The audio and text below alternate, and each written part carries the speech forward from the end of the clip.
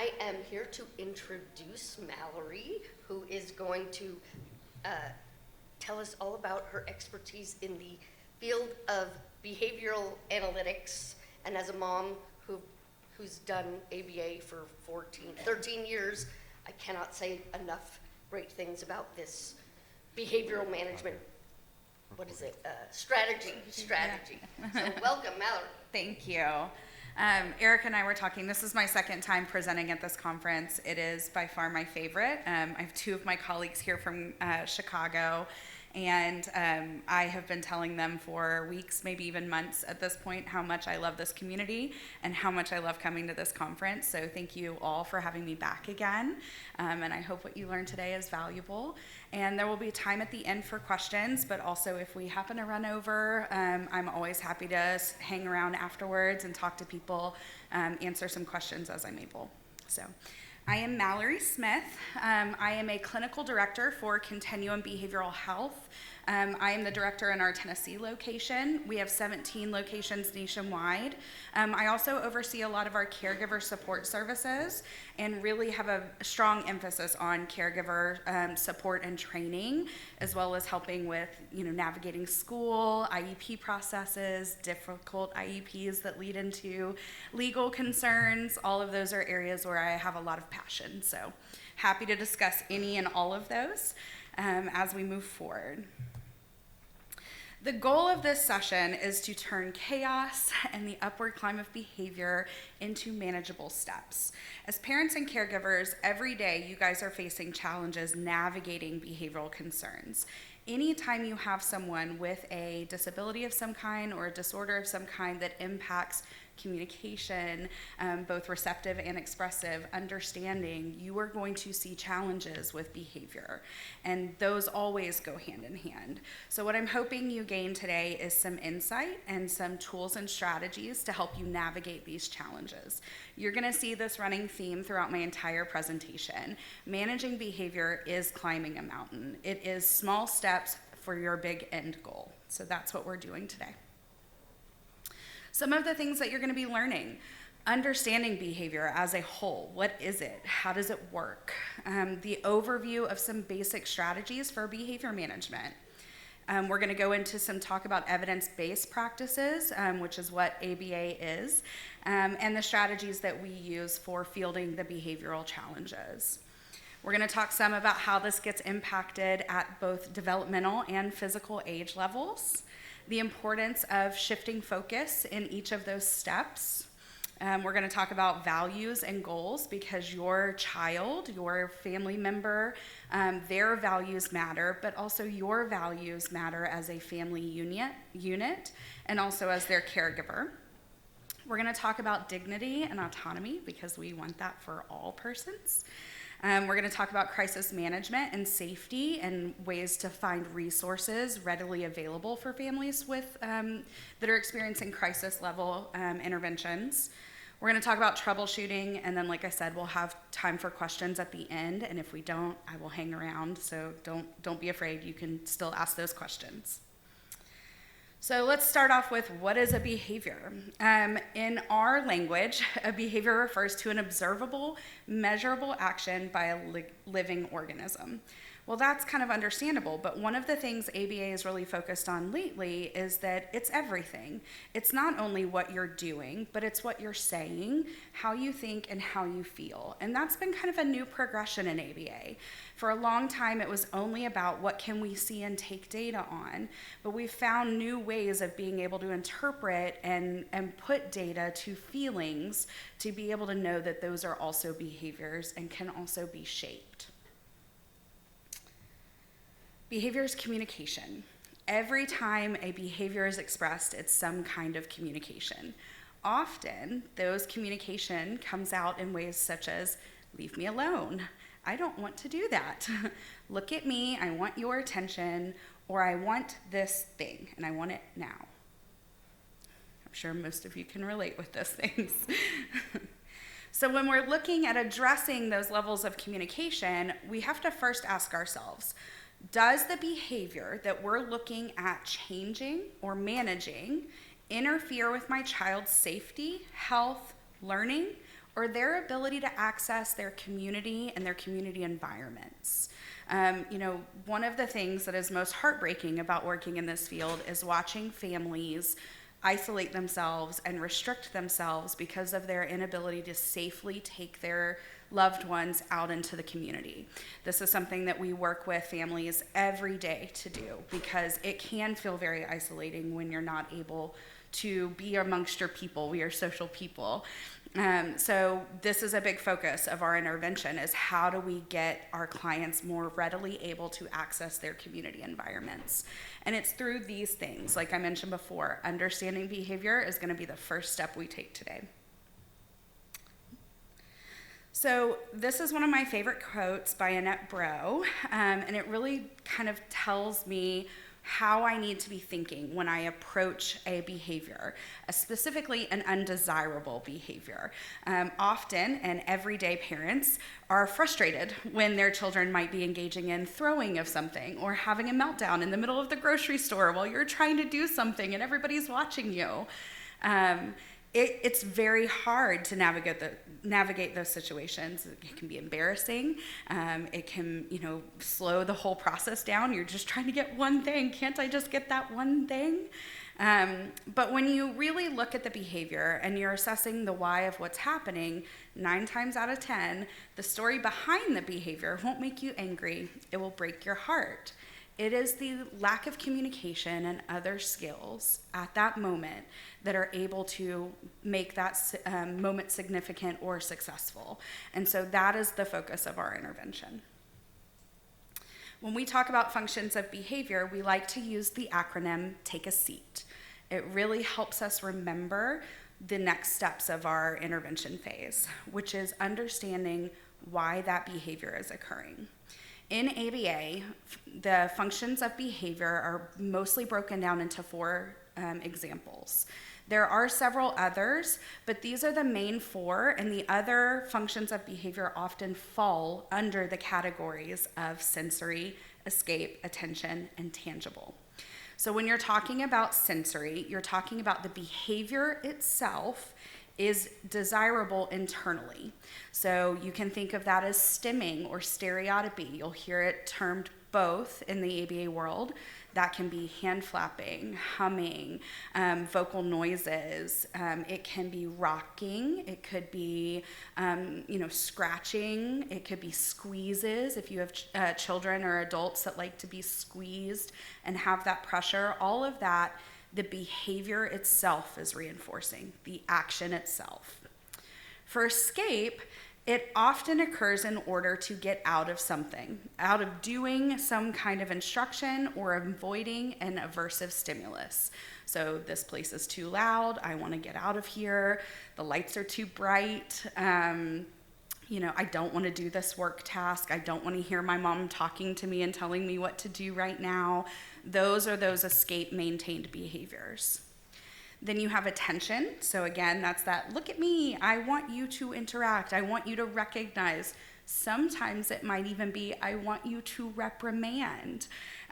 This happens with parents, teachers, siblings, all the people in their lives they are receiving attention from. And so that is the attention function.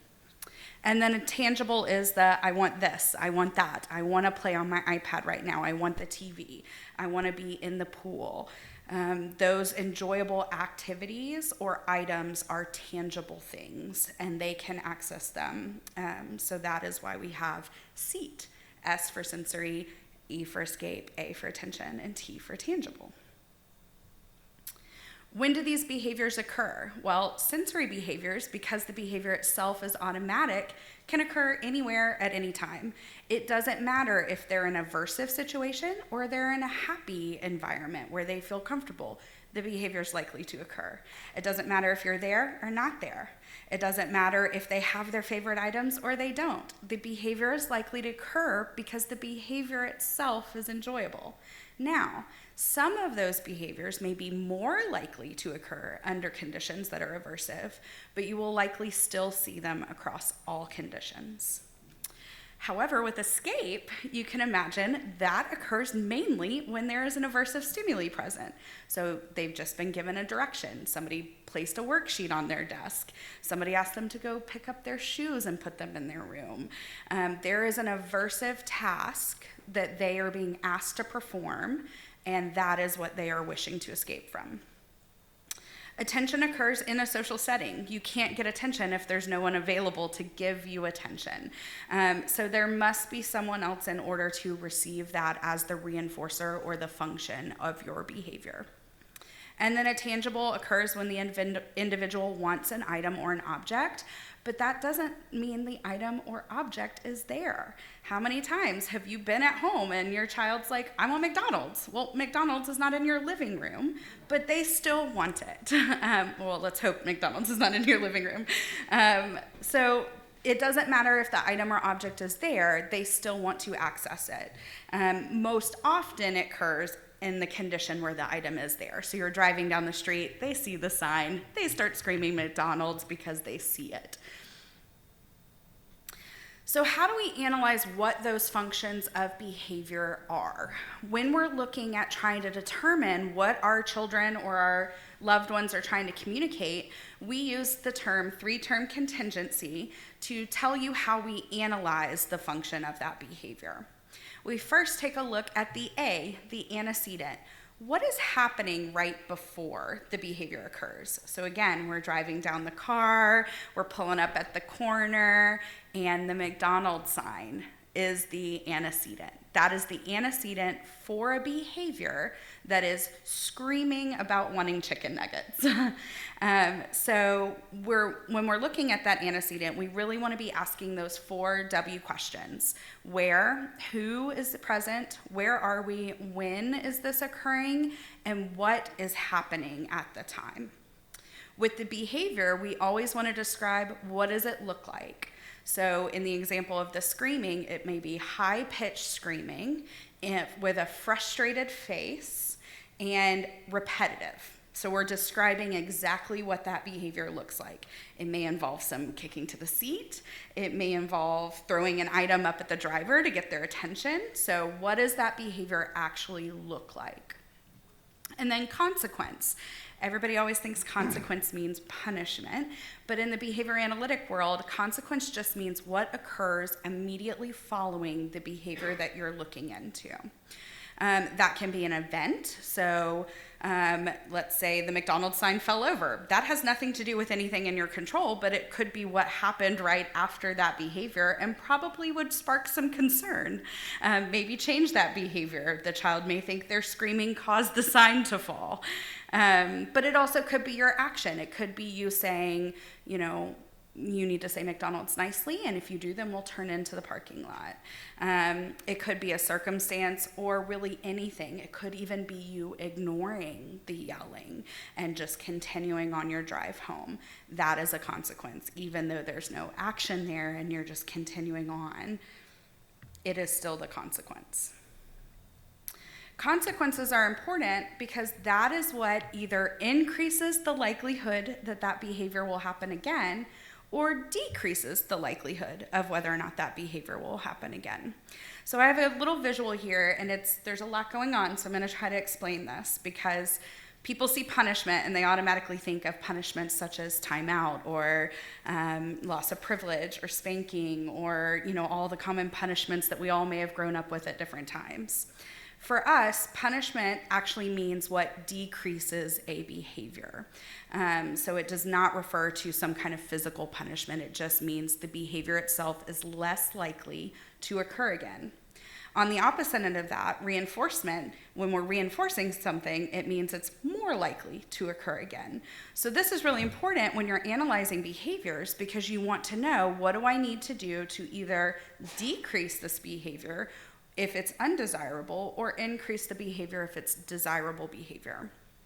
And then you see that we have positive and negative on the spectrum here as well. Positive means we're adding something to either reinforce or provide punishment, either increasing or decreasing that behavior. On the opposite end, negative means we would be removing something. So The main point to know is capitalizing on motivation is key. So some examples of positive, and negative reinforcement. For positive reinforcement, a teacher might give praise after a student has been sitting at their seat for 5 minutes without getting up. They might say, like, great job sitting. I love that you've stayed in your seat. They are adding something by saying that increases the likelihood that the child will remain in their seat.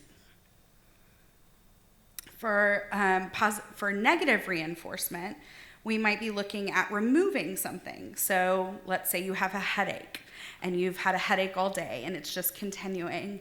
You add, positive means add, Advil, and the Advil removes the aversive headache. That makes taking Advil more likely to happen in the future. So that increases that behavior of taking Advil. On the opposite end of that is the positive and negative punishment. So you probably all have grown up with different examples of this at different times. My example is a teenager is late on curfew. So the mom makes them mow the lawn for a week. You are adding some kind of action that makes being late for curfew less likely to happen again. That is a positive punishment. On the opposite end of that, a negative punishment is one that is often used for a lot of people. So your child throws their iPad, you take their iPad away, you're removing that stimulus. That means they are less likely, you're decreasing that behavior, less likely to do that in the future. So big tips when we're using reinforcement. And one thing to note about ABA is we have decades of research that says that reinforcement is more powerful and more likely to change behavior than punishment. So you'll hear me talk a lot more about reinforcement for the rest of this presentation and very little about punishing effects, because that's not something we utilize a lot in our company and in our field because of the decades of research. It can be important at times and can be a very useful tool, but it's one that we have to remove all barriers to utilize, and so we will attempt everything through a reinforcement strategy first. When you're looking for tips for using reinforcement, you want the reinforcement to be contingent. So the behavior is this, and the reinforcement for that behavior is designed and implemented as this. It's really important that those are understood, that they go together, because that's how you're increasing the likelihood that that behavior will come again, which means it needs to be pretty immediate. If you were like, I'm going to run a 24-mile, I'm going to run a marathon, and they're like, we'll give you $100 2 years after you run the marathon, that's not very valuable to you. You're like, 2 years later, I have to wait all that time. Why do I even want it? But if you run a marathon and they give you $100 across the finish line, hey, that's a pretty nice bonus. That's great. And you're probably going to really enjoy that. So the immediacy of reinforcement is very important. And then we want it to be high quality. And a lot of people confuse these things. Kids have lots of things that they might prefer, but that doesn't make them a reinforcer. The only thing that makes it a reinforcer is its impact and effect on the behavior. It is only reinforcer if it increases that behavior and makes it occur again and again. Another great example is if you're gonna run a marathon and somebody's like, hey, she likes M&Ms, I'll give her a bag of M&Ms. And you're like, yeah, I like them, but like that's not enough to make me wanna run a marathon.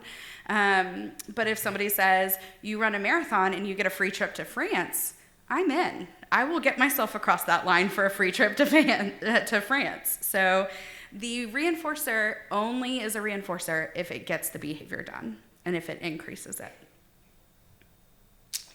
So we're going to go through kind of our steps for behavior management. Again, we started with defining the behavior. We talked about what those are. We want to talk about them in measurable ways because measurement's really important for tracking progress as we're managing behavior. We identified the function. Remember, that was the ABC contingency and taking a seat. Then we go into intervention planning. You really want that to be individualized. That is a hallmark of ABA intervention, is really individualizing the strategies and tools that we use in our toolbox for your child's success. No child with a disability is the same as any other child with a disability. no one's preferences are the same. So it's really important that this be an individualized therapy. Then we go into implementation. We figured out the tools, we figured out the reinforcements for your loved one. Now we implement the plan, and then we need the feedback. We need to analyze that data, and we need to adjust our plan based on the performance. Is this working? And if not, what do we need to change to make it work? And the same thing goes for these challenging behaviors. A lot of what we try to do is prevent the incident from occurring in the first place. And we'll talk more about proactive strategies, or what we call antecedent strategies, as we move through. But those challenging behaviors still often occur. Best laid plans don't always come to fruition. You may have done everything right to try to prevent, and you're still in the middle of Publix with your child on the floor in a meltdown. It's going to happen. So what do we do when it does happen? We try to minimize the incident as much as possible. Again, we're always working on de-escalation and protecting dignity as much as possible. We want to have a recovery period. That is that post-crisis period where your child or loved one is not quite back to baseline, but they're on the de-escalation. They're coming back down. And then the debriefing that might happen after. And depending, that may either be happening with your loved one, or it may be happening with other caregivers outside of your loved one, depending on their ability to debrief. And that can be based on communication levels, but sometimes it can be based on their behavioral response to debriefing sessions. Sometimes people don't like to review what went wrong. So again, we want to individualize for your learner.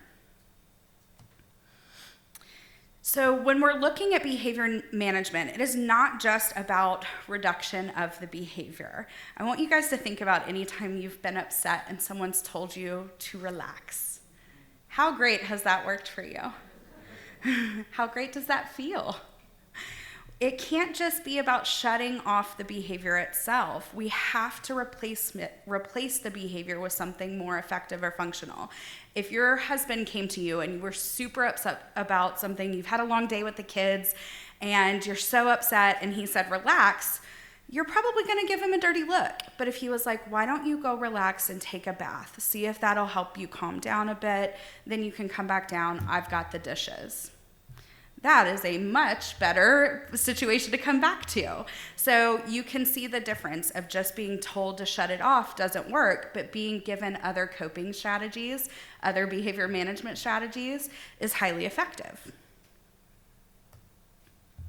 So when we're looking at environmental strategies for the antecedent or prevention, we want to see what we can do on the front end to minimize or prevent the behavior from occurring in the first place. This is a wonderful strategy because it is going to set your learner up for the most success. The more things that we can just prevent from happening, the better. However, you're not just going to be able to walk around their whole life preventing. So we'll talk about what happens after prevention too when we're actually teaching those skills. But some of the things that we want to look out first is, what environment are we in? Is the environment causing the concerns or the challenging behavior? Sometimes that may mean room modifications. If the challenging behavior is that they keep jumping on their bed, do we need to adjust where their bed is in the room? Do we need to look at, moving the bed to the floor for a little while so that the springs are not available that get that great bounce? Do we need to adjust lighting? Some people are very, very sensitive to lighting. I have a child that I love very much that won't go into Kroger because the colors in Kroger are not pleasant for her. Is the noise level too loud? Is the temperature off? Visual supports, is there too many visual supports around the room? Has anybody ever walked into an occasional kindergarten classroom where you walk in and you're immediately overwhelmed at all the things on the walls? That happens to me sometimes. Movement, have they moved recently? Exercise is a big part of emotional regulation, and so is that a factor? Can they move freely around their space? And then task division, and we'll talk a little bit more about that. And then with caregiver directed, so this is just the environment itself that we went through. Now we're talking about the caregiver directed antecedent strategies. So these are things that I would want you guys to be doing as the caregivers for your loved ones. Using clear expectations. One of the things that I often work through with families is when families will say, hey buddy, can you go upstairs and get your shoes? Well, when you ask a question like, can you, what can your child say? Exactly. They can say no, and then you're stuck and you're having to kind of then come back at it and say, no, I need you to go do this. So when you're giving directions to your loved one, especially directions that are kind of those must-do directions, you want to be clear by not phrasing it as a question, giving that as a clear, I need you to go get your shoes and bring them back downstairs. Providing alternatives. Choice is a big part of behavior management. Consider that with yourself too. If somebody said, hey, we're going to go out today and we're going to go do yoga, and let's say you're not a big fan of yoga, well, that doesn't feel very good to just be told what you're going to do. But if you're given a choice, would you like to do yoga or would you like to go swim at the pool? That might be a much better place for you to have some autonomy to make a choice. So we want to provide that to our children and our loved ones as much as possible. Shared control, especially hard with the remote control at times. We want to make sure that we are partnering with our loved ones. Do statements. This is another one. How many times do you think that I, as a behavior analyst, hear parents tell children to stop, or teachers in a school to stop? Stop, don't do that, stop. All the time. What is stopping doing? It's similar to somebody saying relax. They're not telling you anything that you can do. They're just shutting you down from what you are doing. So what we talk to families about and really work with them on is using do statements instead of saying things you can't do. So instead of saying stop jumping on the bed, you can say something like you're allowed to sit on the bed, you're allowed to lay on the bed. If you want to jump, you can go outside and jump on the trampoline. So you're giving them the things that they can do. Behavioral momentum is a great strategy. It's building. You're building on things. So again, if you have created a disaster in your bedroom at home and you just get told it's time to go clean your room and there is so much to do that you're overwhelmed, that is really aversive for a lot of people. But if you are told, okay, I just need you to pick up the clothes in your room and put those in the hamper, you're much more likely to be able to do that because that's a small, manageable step. And once you've completed that step, even if somebody tacks on, now I want you to get all the toys and put them in the toy bin, that's much more manageable because it's still one step. You've just gotten reinforced from doing the first step. So you've built momentum into cleaning your room, and you don't even really notice at that point that you're adding another task on. You're ready to do it because you have the momentum from the first step. Non-contingent reinforcement. So this is when you are freely giving parts of the function. Remember, we talked about the function, the reinforcers of why, so the attention, the escape. You may be giving that to your loved one without there being a contingency in place. Sometimes it's clean your clothes up, and then you say, thank you for cleaning your clothes up, now you can have your iPad. But sometimes it might just be like, you know what? You can have 10 minutes of iPad time now. And there's nothing that they've done to earn that. You're giving it non-contingently. That's a really good way of kind of devaluing at times some of the reinforcement so that your child is not likely to engage in an undesirable behavior in hopes of getting that reinforcer. We're going to talk about a few others. There's functional communication being one of the most important ones, and we'll talk about that as we talk about replacement behaviors. We talked early on about how behavior is communication. So functional communication is teaching them to replace those behaviors with words, phrases, pictures that describe those same things that they are trying to communicate with you. And that truly is where we see a lot of that behavior change happen, is when we're able to get functional replacement language in. There's also self-directed antecedent strategies. Self-directed meaning your loved one is implementing this themselves. They're giving themselves choices, or they're asking you for choices that they might like to have. places where they'd like to have choices. Things like taking a shower. Does that have to be in the morning or the evening? So they say, can I have a choice? Can I have my shower in the evening instead of the morning? Self-directed rubrics, so checklist. I know my stepdaughters had a showering checklist on the wall because I wanted to make sure all the steps were done completely. So they had a waterproof crayon and, they checked things off as they went along. Requesting breaks. This is your loved one asking you for a break. Free time choices. They get to decide how they spend their leisure time when they have it. Individual and family goal setting, and goal setting is a big part of ABA. The initial steps are setting those goals with the family and the individual so that we know the path of our intervention. And then feedback. Again, ABA is primarily built on feedback. We're looking at what does the data say, what is the client expressing, what is the family telling us, and also what is the community telling us, and adapting our practices and our strategies and tools based on that feedback. Our goal is always to empower our learners to mitigate their difficult emotions and to control their behavior based on their own understanding of it. So desirable behaviors, those are really the long-term goal. It overall reduces problematic behaviors. You get things like following expectations, successful access to their community and environments. But how do we get to those long-term desired behaviors? Well, we get to them through replacement behaviors, those short-term objectives, or those small steps. And those need to meet the same function. So if someone is engaging in a behavior, a tantrum, or a meltdown, to get out of doing a task, we want to replace the meltdown or tantrum with something that also gets them out of the task. Overall, ABA has really pushed for a new kind of change in how we are intervening. You cannot learn when you are dysregulated. Again, think about what we talked about when somebody tells you to relax. Think about when you're really angry about something at work and your partner or your friend comes in and starts telling you, well, you should do this. This is the solution. Let me tell you all the solutions. That never really feels good for us. We want someone who is going to sit with us in the moment of our madness and validate our feelings, hear us, understand those.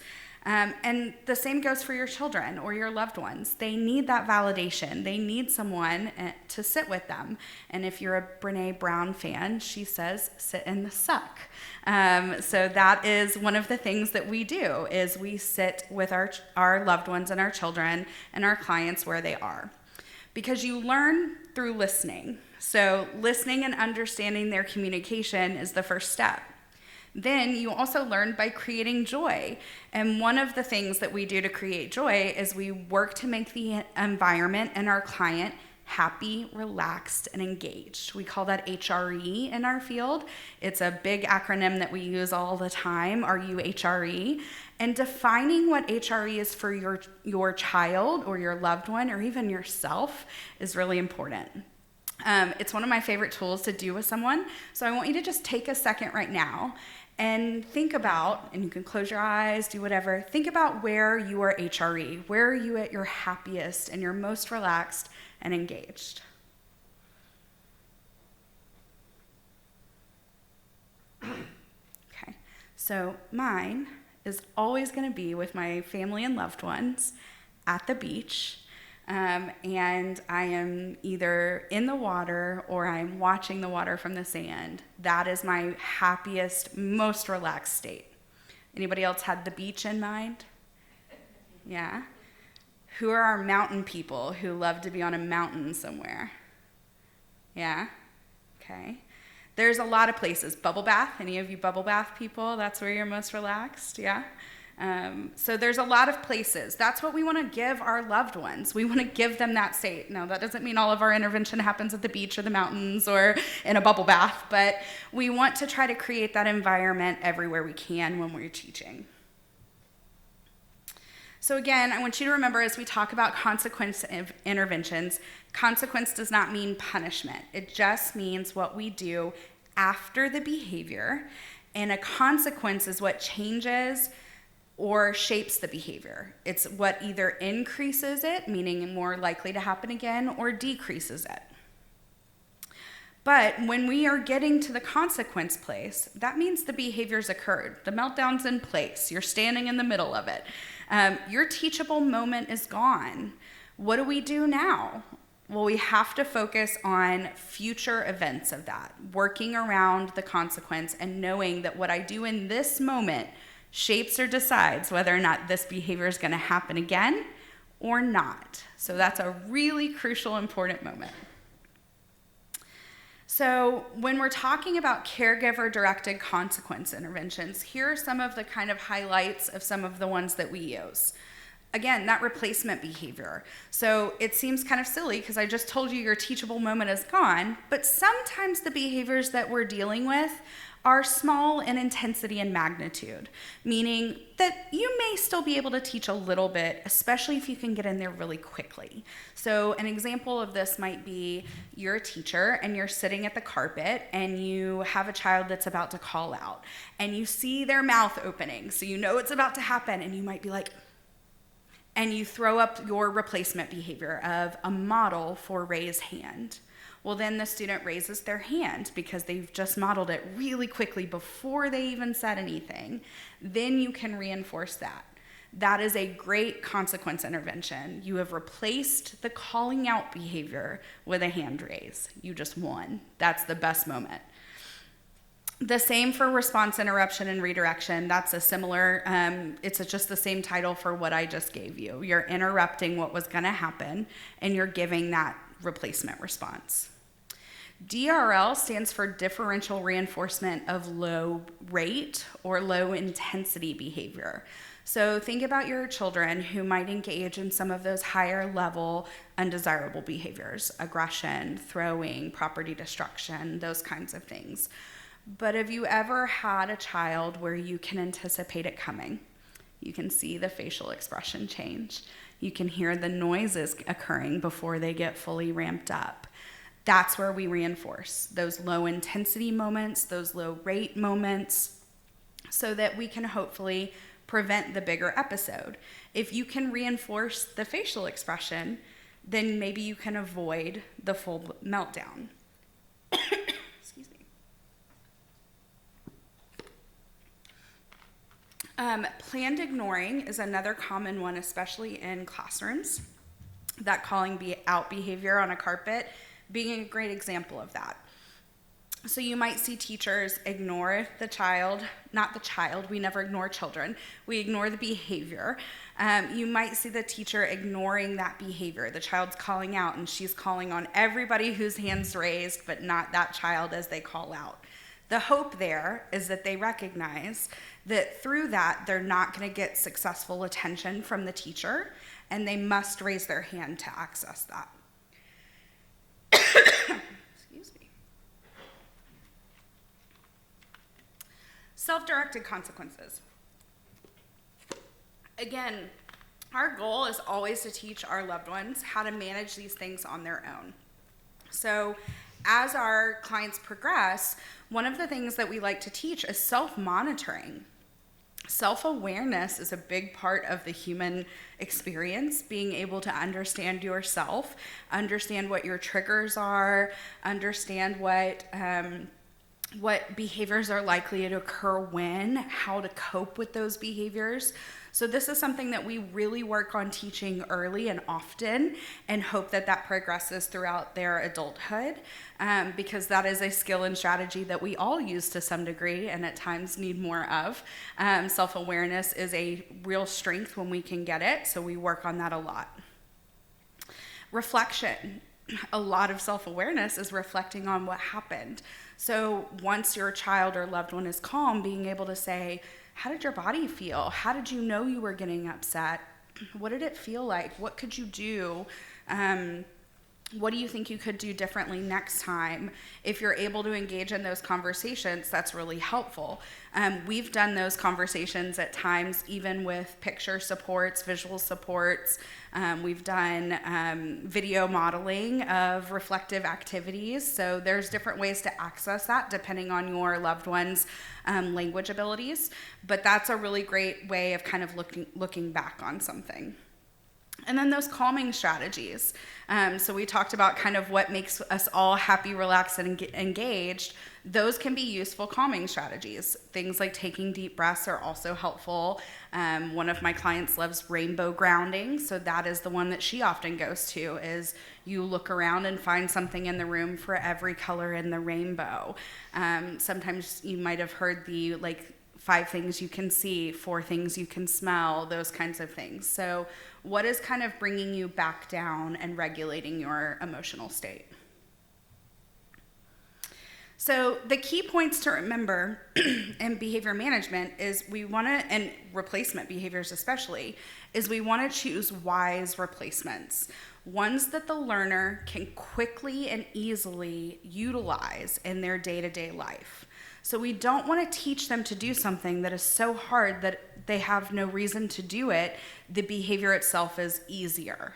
So if the behavior is throwing and you come in and say, hey, it's time to go down to dinner, and the child throws their blocks all over the room, well, that likely means they're going to have to pick all of their blocks up and then still go to dinner, which makes that really hard. You want something that's going to be really easy. So the replacement behavior might be, can I, pick up just the ones that I didn't build with? So there's no reason to throw all of the things. They're not upset. They're only having to pick up a portion. That makes it much easier to move through that moment. Data collection. So again, we're behavior analysts, so everything comes back down to data for us. But it's always how you know you're actually making behavior change. How many times, we all know what placebos are with medication. It's the same thing in the behavioral world. We have placebo effects. We have moments where we think, oh, this is going to work brilliantly, and you put it in place and nothing changes, but you don't know because you're just like, oh, this is a great strategy. It's working. How do you know? The only way you're going to know is by tracking that behavior. And you don't necessarily have to have a data sheet that lives in your home that you're always filling out. It can be very simple. We work a lot in our field about how to make data collection more accessible to families, because we know that you're not us, that you're not walking around with a clipboard in your home all day checking off things. But there are ways of tracking behavioral change and data over time that are more easily used for families. And so that's something that we can also talk about if you have questions about how to implement that. And then beware of fads.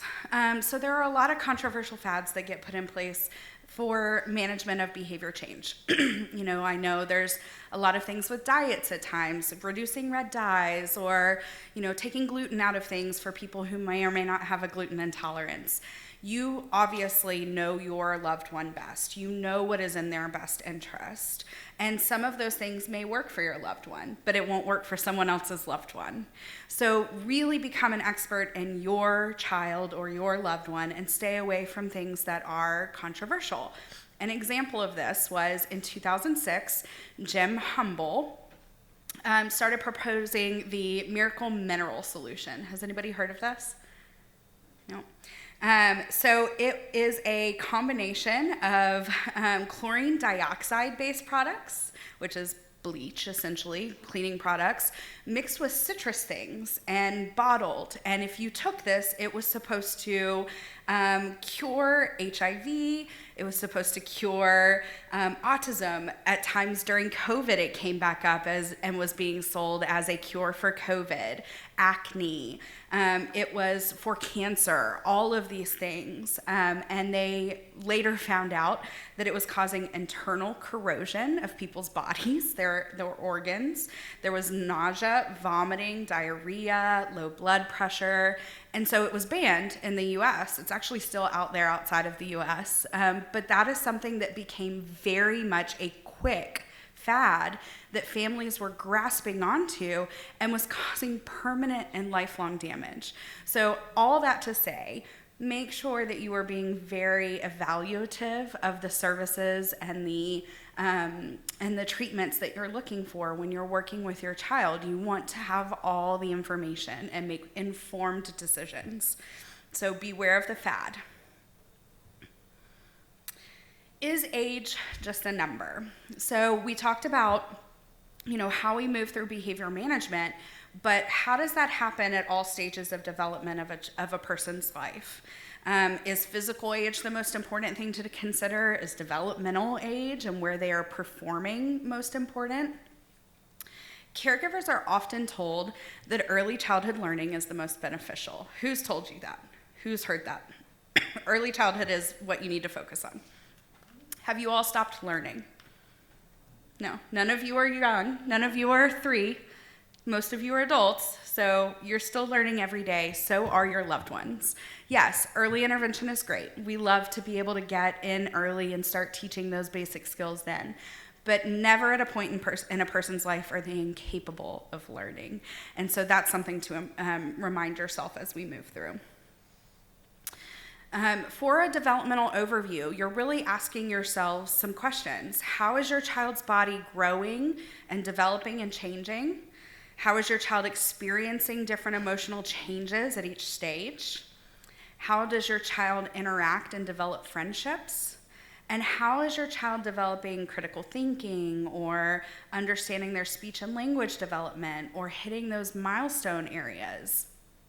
It's not only physical age that is important to consider, but where they are performing, and that's that developmental age. So we're going to start with toddlers, 1 to 2 years old. Development is rapid. Their emotions and physical abilities and their cognition is developing rapidly. Everything is new. It's all firing. And they're learning to navigate your home, learn who the people in their environment are. And then as that comes into behavior management, we know that toddlers are impatient. They're quick to react. You might see a lot of temper tantrums, inability to verbalize at this age. They struggle to cope with distress, so they're really reliant on their caregivers for that coping. It involves physical guidance. Often your children are of the age where they're still being held at this stage, so it might mean some physical movement of them. You're in the grocery store, it's really, really loud, and they're having a meltdown. You are likely to carry them out at this stage. You're probably not going to do that to your adult loved one. You're not just going to necessarily carry them out of the store. So that is, again, how we walk through some of the differences here. Antecedent strategies for toddlers, child-proofing. If you've had young children, you know all the dangers that just live in your home all the time. So child-proofing, enriching environments. You want to have toys that they can access and play with on their own. You want physical activity. You really want to be building those developmental skills of crawling, moving into walking. Safety to explore, and again, that's about child-proofing. And regular schedule, sleep, and healthy diet. At this stage, you're just kind of keeping them alive, keeping them safe, because they're, just problematic everywhere they go. But we move into that preschool stage, that 3 to 5 years. This is where independence starts to rear its ugly head first, especially people say terrible twos. It's really the threes. Threes is where independence rockets. And they're sponges. They're learning everything. They're watching everything. They're so much more aware of their environment at this stage. So you start to see some of that social emotional growth in addition to physical growth. They're going to gain a little bit more control over their emotions, a little bit. They're going to show interest in learning, interacting. But you're also going to see things like some separation anxiety and being in new environments. You're looking at starting preschools or kindergarten at this stage, and so that can become hard for kids to manage. Challenging behaviors might get immediate needs met with the quickest payoff. So you're going to see a lot more of that. Again, those terrible threes. The throwing might get your attention really fast. A big scream is probably going to be hard to ignore in a classroom.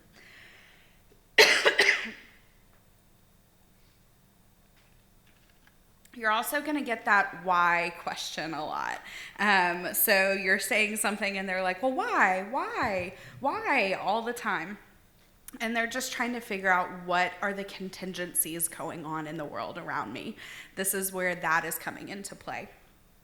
So we want to start teaching self-care here. We want to start teaching those coping strategies here. Let's take a deep breath. If any of your children have been Daniel Tiger fans, there's a great song about what happens when you feel mad and you need to roar. Highly recommend.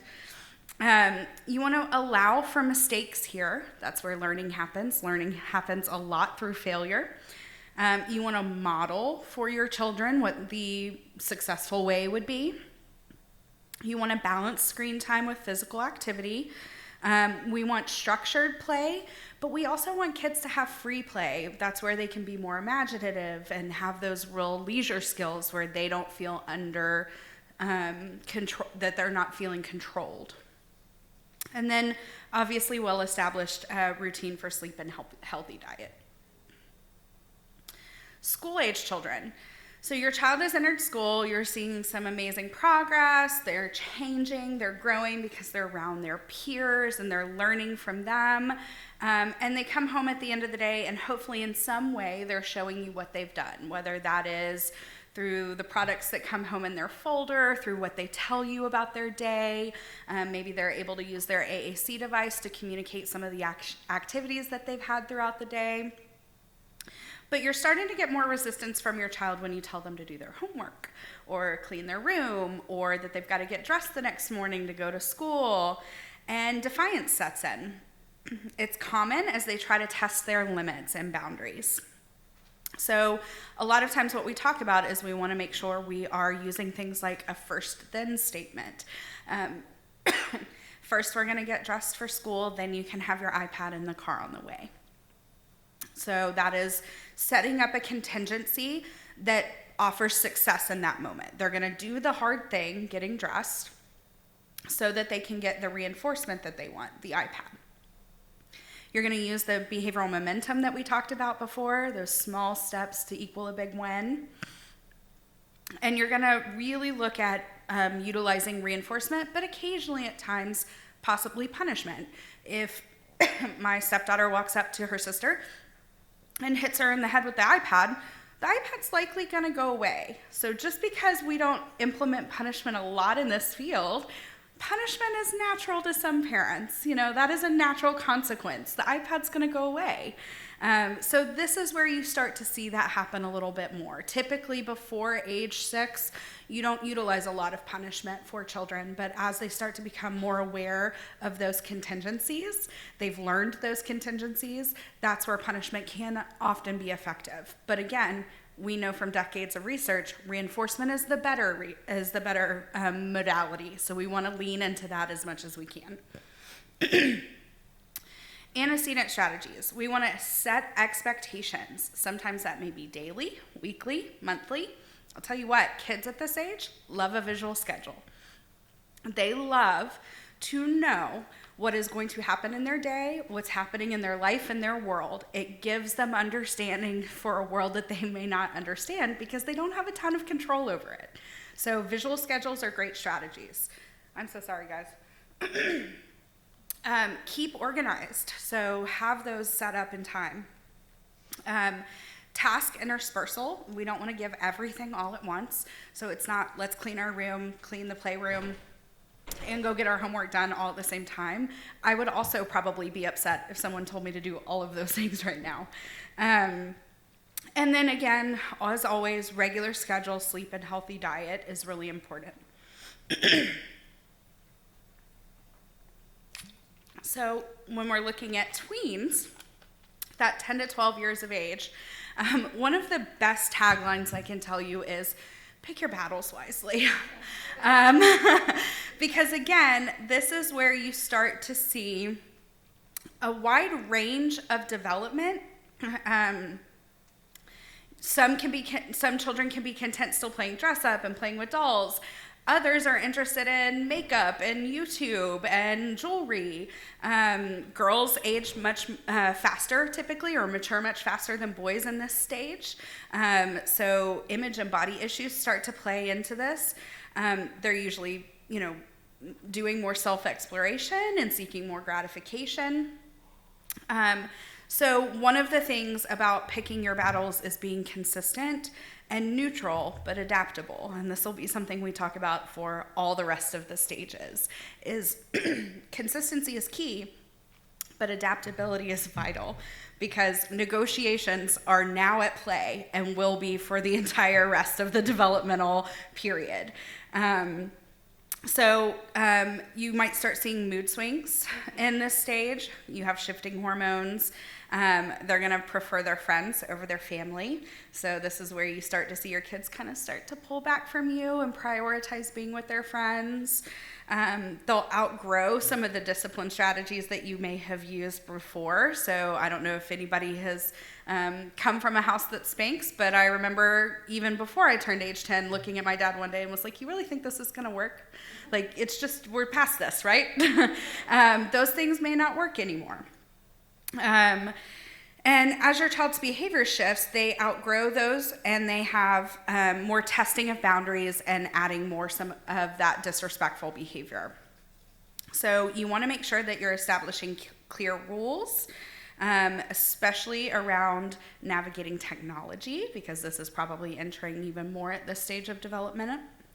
Behavior contracts are a really great tool. Behavior contract is something that you and your child or loved one agree to. It's a negotiation that you've both come together for, and you've talked about, how does this work and feel good for you? How does it work and feel good to me? Can we agree to move forward in this path that we've negotiated together? But we're always looking at trying to use autonomy, privilege, and responsibility as much as possible. And then again, good nutrition, solid 9 to 12 hours of sleep is recommended for a tween. Thank you so much. Thank you. It's very kind. And then we have the teens, 13 to 18. So you're not quite yet an adult, but you are quickly on your way. Again, independence is at an all-time high. They are, asserting that independence. They're contributing both with challenging behavior and without challenging behavior. You're going to see drastic fluctuations in their physical size, the development of greater cognitive ability, and puberty. If it wasn't happening at the tween stage, it's definitely probably hitting now. So a lot of self-exploration. You're going to see some of those masturbatory behaviors, so managing those, and that is a topic that I work with a lot of families on. So if anybody has any questions about managing masturbation with their loved one, please feel free to talk to me about that without any embarrassment or concern. But it's most effective at this stage when you really look at balancing those consequence strategies and reinforcement. So you're telling them the contingencies. If you do not get home by the time your curfew is over, then you will not be able to go out for the remainder of the week because you did not stick to the behavior contract that we've agreed upon. So you're kind of putting those contingencies in place, and you're letting the contingencies play out. Natural consequences at this stage are some of the most valuable ones, because that, again, sometimes you fail forward. You learn as you fail. So you meet those contingencies, and they impact your behavior. Privileges are also contingent on their behavior. So you earn an allowance for keeping your room clean, getting your homework done, and driving your little brother to school, or whatever the contingencies are in your home. And then we want to support independence and autonomy. Why? Because pretty soon they're going to be an adult, and we want them to do that well. So we want to give them practice here in the safety of your oversight to practice that independence and autonomy. They need private time, again, especially if they're engaging in masturbation. That is something that we teach, is when and where that is appropriate. So it's not that it's not appropriate, that is natural. Those are natural behaviors and urges, but it's where and when those are appropriate. One of the things that we can talk about a little bit is acceptance and commitment therapy. This is a really great tool. It's a new development in the ABA field that really goes in line with some mental health therapy as well. And it's all about kind of understanding the impact you have on your own behavior and how you view and work through challenging moments. So that's a really great introduction strategy to introduce to kids in the teen stage. We want to look at routine expectations, task planning, and use of schedules at the teenage. So young adults, we talked about natural consequences being really important for teens. It's also really important for young adults. If you call your friend 15 times a day and then they stop being your friend, that is a natural consequence. Learning has happened. You've recognized your behavior had this aversive impact. In adulthood, it's the greatest chance of independence. We really want to think about the structures and the way that the brain has changed. Our brain may be fully developed at this stage, or finalizing development at this stage. You gain capacity for more relationships, for more abstract thinking. Things like love come into play, and understanding how relationships play out amongst the social community. And you might have a desire to be physically and sexually active if you have not already experienced that earlier. So focus on natural consequence. Real life situations are more salient, and they give that learner more generalization tools. So you understand how that impacts your life immediately. You're able to generalize that to the next stage. So if you've just called one friend 15 times and they text you back and say, I no longer want to be your friend, you're probably not going to immediately then turn around and call your next friend 15 times in a row, because you've just felt the impact of that contingent behavior before. So we're working on self-advocacy skills, autonomy, social skills and relationship building, safety with technology here, age-appropriate language.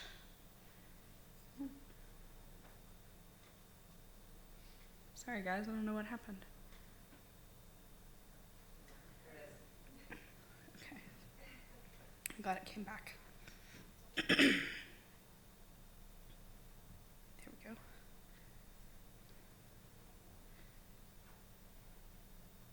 What's happening?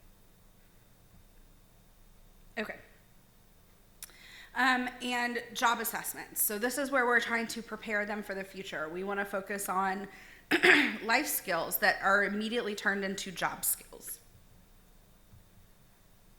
And then adults. Adults can involve a transition from greater to lesser independence at times.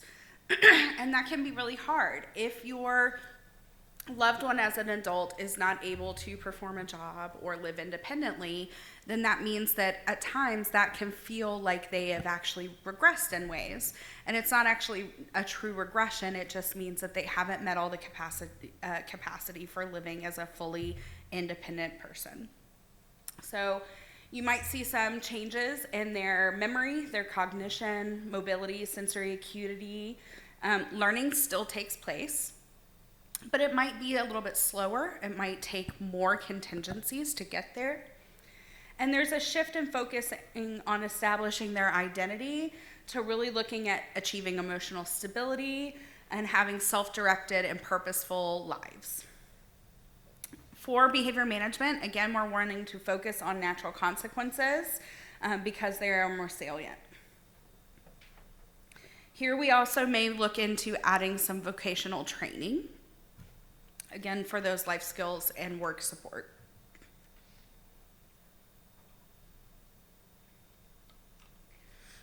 What to avoid in behavior management. So it's not about winning. Behavior management shouldn't be, oh, I fixed this, I won this situation, I won this battle in this moment. We want to avoid power struggles. It's not about control and power, it's about teaching. We want to avoid escalations. I call this matching behavior. You've probably seen this. A child screams at you, and they're like, Mary, and you might be like, Billy, right back at them. Well, what are you doing? You're matching their energy. What are they likely to do after that? Yeah, they're probably not going to de-escalate. They're probably going to escalate. They're going to go up. Are you also then going to continue to go up? Who wins that battle? Where does it go? Where does it end? Is anybody happy when you come out of that moment? Does anybody feel good? And what are we also doing? Modeling back the behavior that we want them to stop in the first place. So we're falling into a trap that we can't get ourselves out of, and it becomes an easy behavioral pattern. Sometimes people think it's funny, and sure, it can be kind of funny, but at the end game, you've probably created something that is worse than where you were before.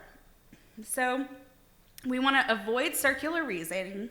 We want to avoid taking it personally, which is really, really hard, especially when you've been dealing with it all day, to not take it personally.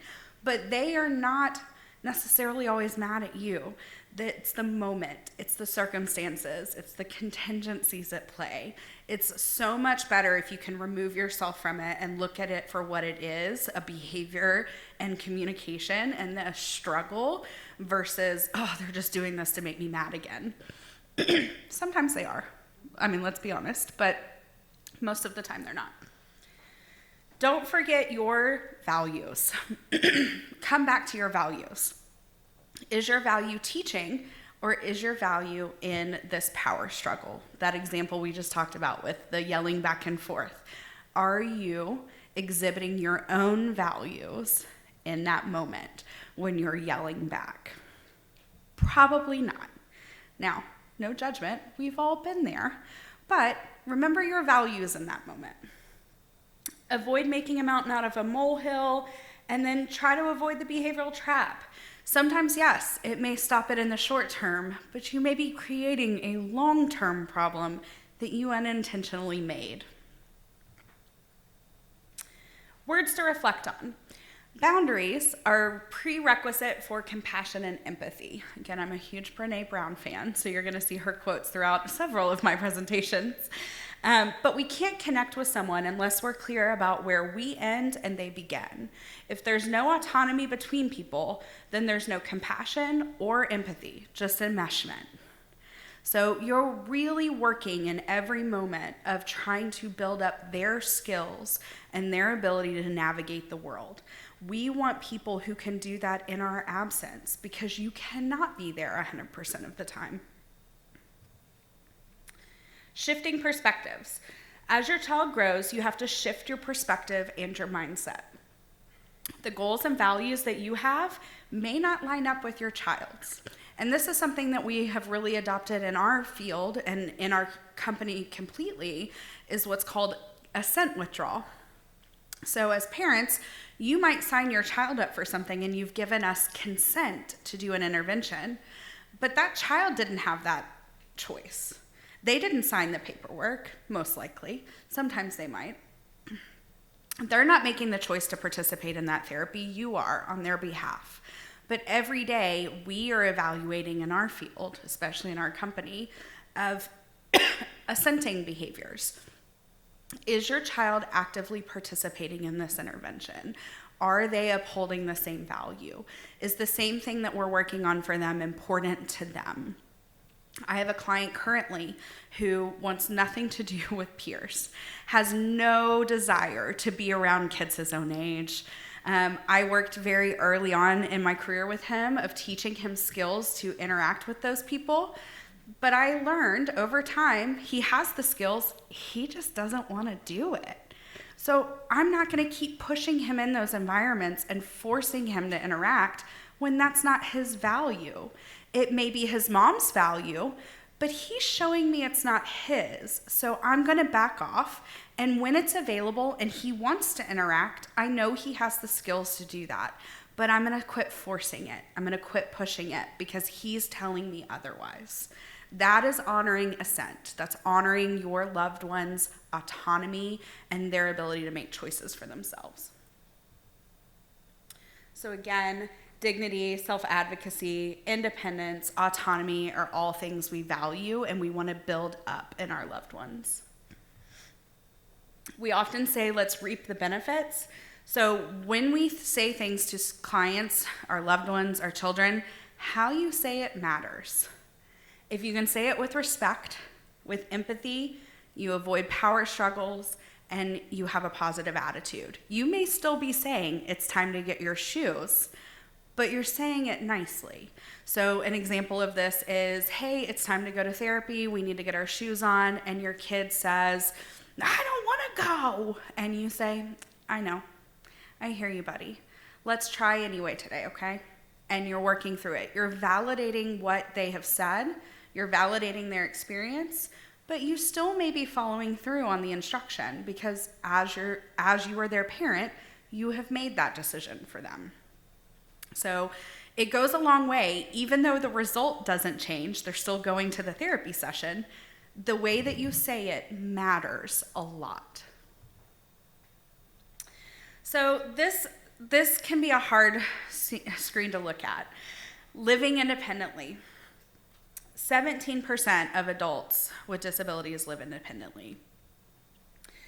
It does not dictate, the slide does not dictate the happiness and the well-being of your child. It does not dictate how much joy they can experience in their life, how many amazing experiences they can have in their life, just because they aren't living independently. So we don't want to go forward when we're working with adults thinking, it doesn't matter if we teach them these things because they may not be able to use them. We never want to think like that. We always want to set expectations for our clients that they can, that they will, that they are going to have joy. They are going to experience everything they can. So we're always pushing for learning at any stage. We never stop teaching.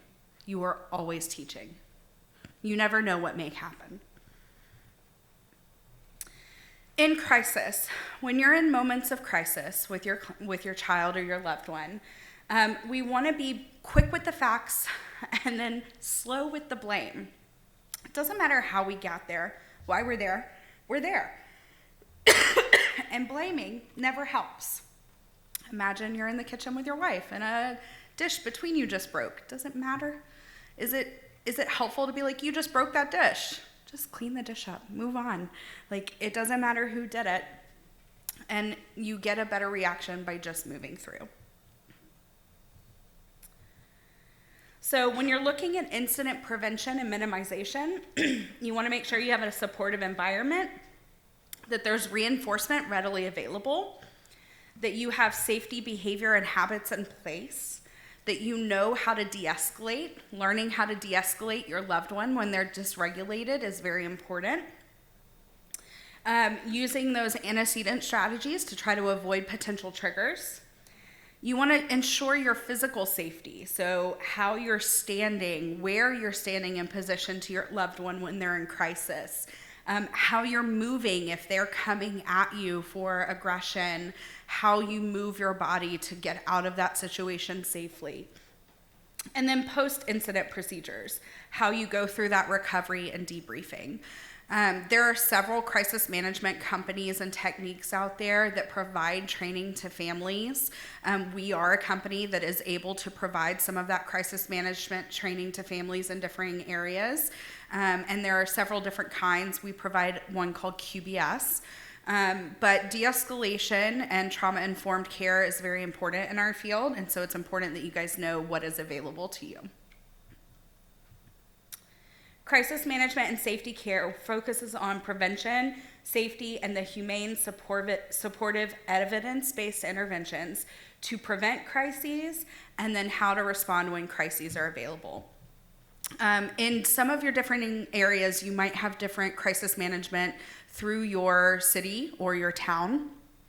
Sometimes those are mobile, so you might have mobile crisis that can come immediately to wherever you are. We typically recommend that over use of police strategies because crisis management teams typically have more understanding of mental health and behavioral health concerns. So when you're looking at that, if you are in crisis, you should know your mobile crisis hotline number. When every day feels like you're climbing a mountain, consistency is vital and continuation is key.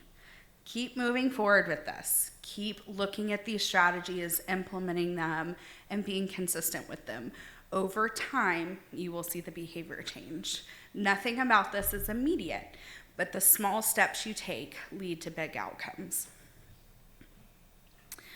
When things are not going well, so you have data that are showing you're not changing the behavior, where do we look? I always say the first place to look is at motivation.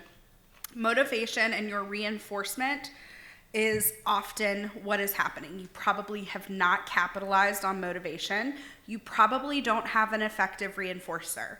You might have something they like, but remember it's only a reinforcer if it increases the behavior. Environmental factors, remember we went over those early. Is the room safe? Can they move around? Is the lighting okay? Making sure that none of the instructions that you're given are unclear, incompatible with what they're doing, or aversive.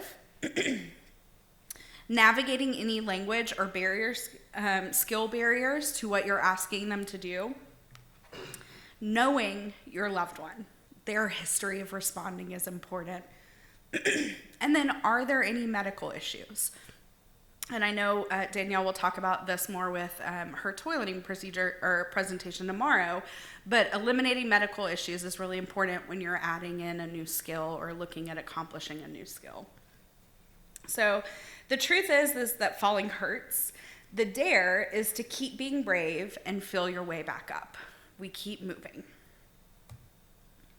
Words to reflect on: when you scale a mountain, you have to leave your ego at home. So thank you guys for listening to my presentation today. I hope it was valuable. Does anyone have any questions?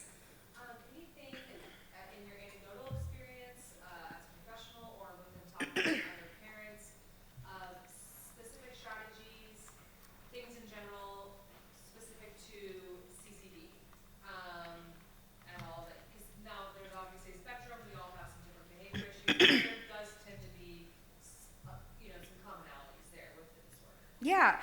So I think, when you're looking at with CCD, you have some disconnect between the nervous system sometimes and how the logical brain is working and the sides. I think it depends on, like you said, it is a spectrum, their ability to communicate what's going on or not. Visuals is one thing that I have found super effective when working with people with CCD, is visual supports. Then also with AAC devices, that can be really helpful tool. And then those calming strategies, I think a lot of it is just kind of knowing your learner and knowing what is calming for them. And so being able to utilize those early and often. Mm-hmm. Any suggestions when the child is very adamant about a behavior, for example, bringing his bike inside, first we go for bike rides, and then you want to bring his bike inside, so you're literally standing at the door for 20 minutes. Exactly what? Yeah. So again, I'm going to say a visual. One of the things that I did is a bike corral in my garage where I taped out, this is where the bike lives. Just like we live inside, the bike lives here. You can have them decorate the bike's home with chalk. You can make it fun and interactive, but you're giving a visual representation of where and why the bike lives there. If it has nothing to do with that and it is just a control thing, probably it's going to be some tolerance. So you're going to do some antecedent prep work on the front end where you might say, remember, you're in your final lap of your bike ride. Remember, the bike lives in the garage. If you put the bike in the garage corral or at the home in the garage, then when we go inside, you can do blah, blah, blah. And that blah, blah, blah is the reinforcing thing. So you're setting them up, you're giving them the contingency or the warning ahead of time, and then you're giving them the reinforcement. For children who may not be verbal in that, I may just set that up and practice it. So we bike ride, and then I might show them a picture of the corral in the garage, and I'll say, let's go home, and we put the bike there, and I might immediately reinforce that with, oh, here's your video you get to watch real fast, or here is a balloon or something that they love, and then we might set it up again. Okay, let's go ride some more and practice again. Good.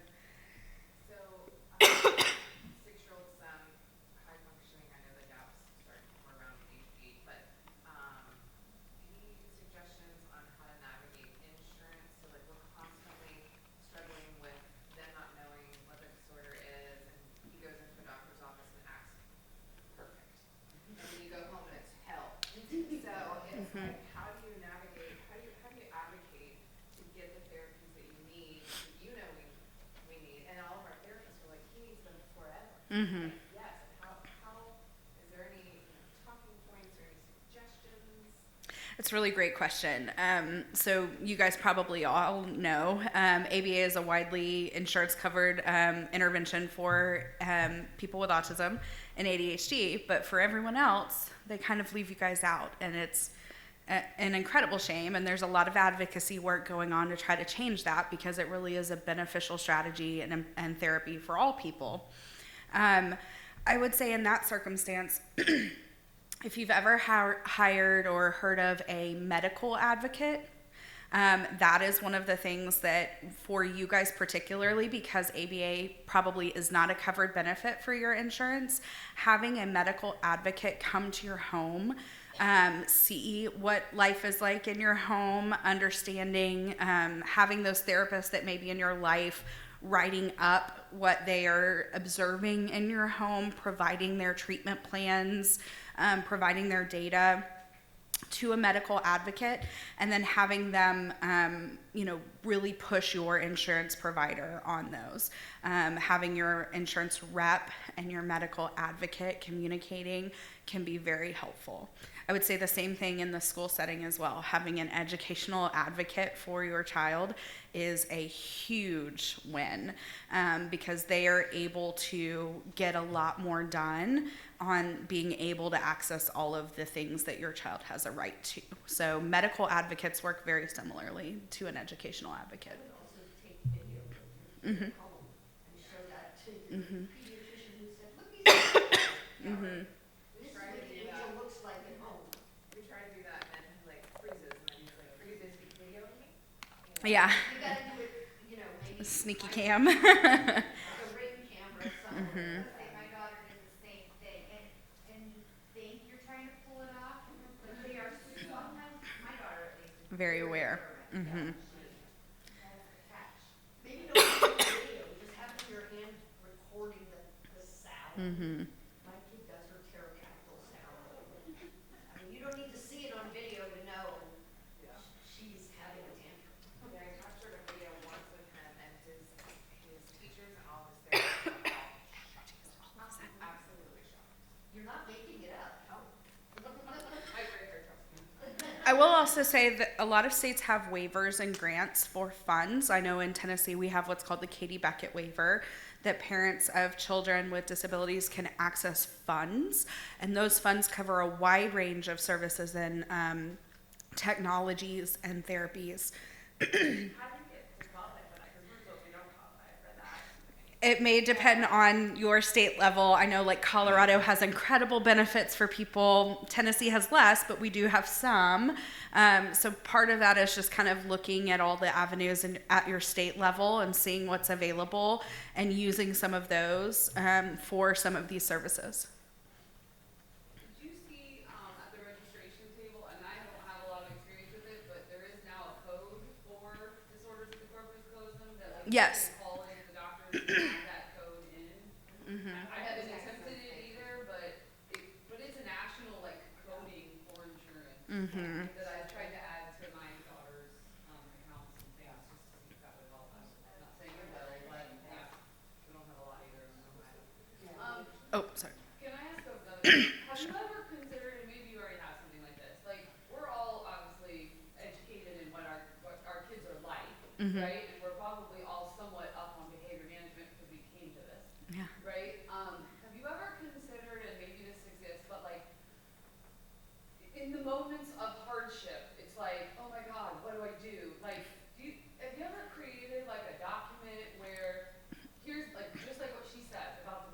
Yeah. Like, maybe it's not a bike training, but just to read those like very basic strategies of like what you might suggest, what the like. I've never physically seen that. Yeah. Well, That would be a real helpful tool. I think, to parents, right? Or am I crazy? so Yeah, like I can take it to a different item than a bike. But Yeah. I can just have some kind of, I don't know, examples of what baby daddy antecedent thought process looks like and what the payment and the consequence. Like, I've talked to a lot of people about ABA, and I think it's wonderful, but like I'm as the parent on the day to day, even if it was just something on the back of my cupboard. Yeah. Right, could like read it sometimes just to remind myself, like, okay, this is how you can kind of like deal with it. Well, and I Documents think like that. there's a lot of books where you can read. There's a lot of parenting by ABA, and there's quick docs too. Yeah, there's also quick docs, but I will say one of the things that makes ABA effective is that it's not one size fit all. So I can't just make everyone a document or a single document that would work for everyone that you would always be able to understand. It's part of what makes ABA so great is it is individualized. So really the best way to be able to provide all of that is to individualize it for your loved one and to be able to work with you and train you, because even with your loved one, the functions of their behavior are going to shift and change as they grow and learn. So it's all fluid, it's movable. And so giving you a really good understanding of the principles is helpful, but even with that, sometimes you need somebody else that's going to kind of help guide you. So yes, yeah. I will say there are a lot of companies that do a lot of caregiver support. Ours is one of them. I mean, we do a lot, I know probably if you've ever heard of other ABA companies, they might have said, we have a 10-hour minimum. And you're like, well, we don't have 10 hours a week to do this therapy. Our company is not one of those. We do provide a lot of caregiver support, and we do that via telehealth as well as in person. And we do that nationwide. So you can, meet as little as once a month. You could meet as much as, twice a week if you wanted to, and be able to sit with someone and say, this is what's happening. This is what it's looking like. Can you help me fix this problem? And then that person works with you through that. I do know, and we'll see kind of through fruition, but Kathleen and I have talked a lot about us kind of working with this community more, being able to provide you guys with more parent support webinars, things like that. So, this is something we absolutely love this community. Know it is an underserved community because insurance is not covering this for you guys. And I promise you, if you call your insurers over and over and over again, because that's what the autism families did, that is how they got insurance reform for them. So advocate for that, because absolutely this is a service that can benefit your loved ones. Other questions, concerns? So our son has this physical tick that he does with his hands where he just wrings his hands like Oh, me crazy. too.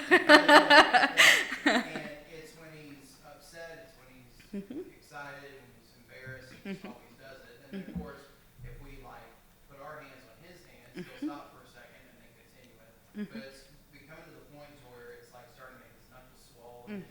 He's got like man hands at 9, manlier hands than I do. Swollen, yeah. Yeah, he's like at 9 years old. So is there any tips on being able to maybe get him to not do it anymore?